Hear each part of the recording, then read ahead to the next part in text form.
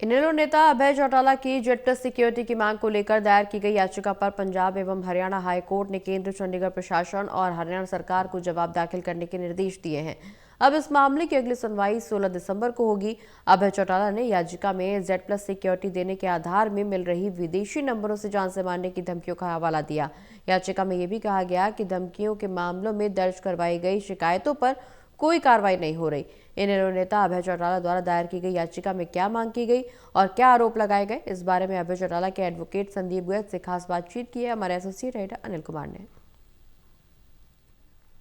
सुरक्षा को लेकर अभय चौटाला द्वारा लगाई गई याचिका पर आज पंजाब एवं हरियाणा हाई कोर्ट में क्या कार्रवाई हुई, इस मेरे साथ हैं एडवोकेट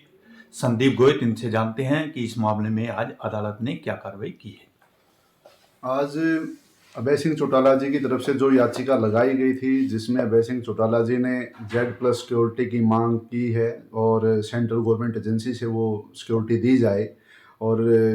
ये भी मांग रखी थी कि जो हमें पहले वाई प्लस सिक्योरिटी मिली हुई है, परंतु उसके अंदर कई फैसिलिटीज़ जो थी वो नहीं मिलती, ना ही सरकार की तरफ से जो प्रॉपर अरेंजमेंट किए जाने होते हैं, ना वो अरेंजमेंट किए गए उस सिक्योरिटी के अंदर। और इसके अलावा एक बात और अभय सिंह चौटाला जी की तरफ से याचिका में रखी गई कि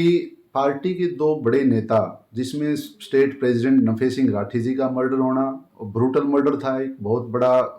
अपराध था। उसके साथ पार्टी के हमारे साझा प्रत्याशी थे नारायणगढ़ से हरबिलास जी, उनका मर्डर होना, एक पॉलिटिकल मोटिवेटेड एंगल से राजनेताओं के ऊपर जो हमले हुए, उनका भी एक आधार बनाया गया। इसके साथ अभय सिंह चौटाला जी ने एक बात और रखी थी कि जिस प्रकार से दो एफआईआर दर्ज हो चुकी हैं, उन एफआईआर के अंदर पता होने के बावजूद भी आज तक इंटरनेशनल नंबर से जो थ्रेट आई हैं, उनमें किसी की गिरफ्तारी न होना मजबूरन ही अभय सिंह चौटाला जी को हाई कोर्ट में याचिका लगानी पड़ी कि 15 जुलाई को करण चौटाला जी जो उनके बड़े पुत्र हैं उनके पास, तथा श्री रमेश गोदारा जी जो अभय सिंह जी के निजी सचिव हैं, उनके पास एक विदेशी नंबर से धमकी आई।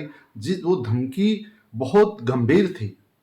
उस धमकी के अंदर यह कहा गया कि अब यह आखिरी समय, आखिरी बार यह धमकी दी जा रही है, अगर अपने नेता को समझा लो, नहीं तो वो और उनका हाल वही होगा जो स्टेट प्रेसिडेंट का हुआ था। तो पार्टी के स्टेट प्रेसिडेंट का मर्डर सबको पता है। अभय सिंह चौटाला जी जिस तरीके से नशे के विरुद्ध, माफियाज के विरुद्ध विधानसभा में भी आवाज उठाते रहे और अब जनता के बीच मांग उठा रहे हैं, तो शायद वो सभी चीजें उस चीज़ का रिटेलिएशन है कि वो अभय सिंह चौटाला जी ने जिस प्रकार नफे सिंह राठी जी की मर्डर करने वाले अक्यूज्ड की गिरफ्तारी को लेकर विधानसभा में भी आवाज़ उठाई और समय समय पर अप्रोप्रिएट फोरम्स के ऊपर भी मांग उठाते रहे, तो इस चीज़ों से अनॉयड होकर इंटरनेशनल गैंगस्टर्स की तरफ से करण चौटाला जी के मोबाइल पर 15 जुलाई को एक धमकी आई, जिस पर चंडीगढ़ पुलिस के अंदर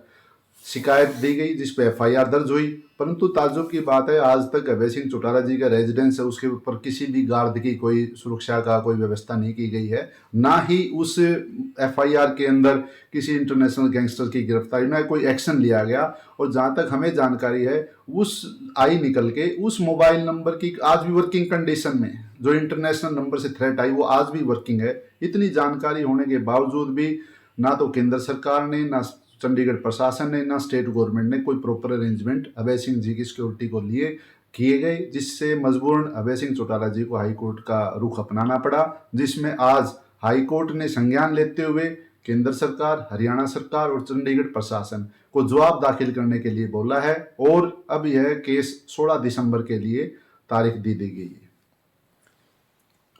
ये थे मेरे साथ एडवोकेट संदीप गोयल। इन्होंने बताया कि अभय चौटाला की सुरक्षा को लेकर